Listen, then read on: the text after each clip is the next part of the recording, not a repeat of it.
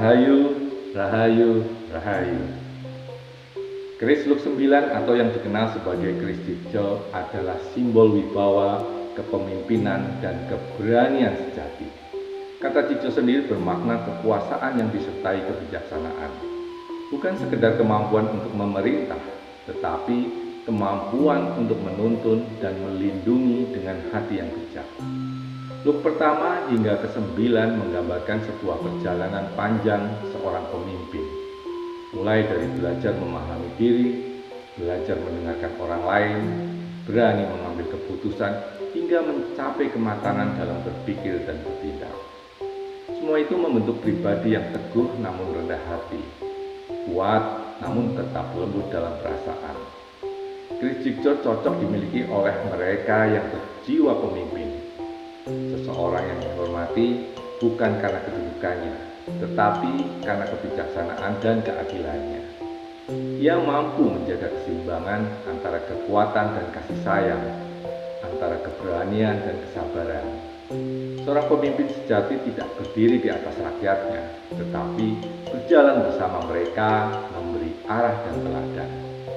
Filosofi keris Luk 9 mengajarkan bahwa wibawa sejati lahir dari hati yang bersih dan perbuatan yang tulus. Ia tidak perlu dipaksakan karena akan terpancar dari ketulusan dan kejujuran dalam bertindak. Dalam kehidupan sehari-hari, semangat Jogja bisa kita maknai sebagai ajakan untuk memimpin dengan hati, baik memimpin keluarga, komunitas, maupun diri sendiri. Keris Jogja mengingatkan kita bahwa kepemimpinan sejati bukan soal seberapa besar kuasa yang kita genggam, tapi seberapa banyak kebaikan yang bisa kita sebarkan. Dengan 9 lekuknya, keris ini seakan berpesan, beranilah untuk memimpin, tapi lebih beranilah untuk mendengarkan. Tegaslah dalam kebenaran, tapi lembutlah dalam kasih. Itulah makna mendalam dari keris Luk 9, pusaka yang mengajarkan bahwa kekuatan tanpa kebijaksanaan hanyalah sebuah kesombongan, dan kebijaksanaan tanpa keberanian hanyalah wacana.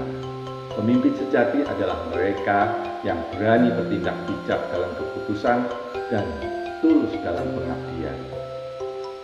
Salam Rahayu, Jaya Nuswantara, Rahayu Mulyani Bawono.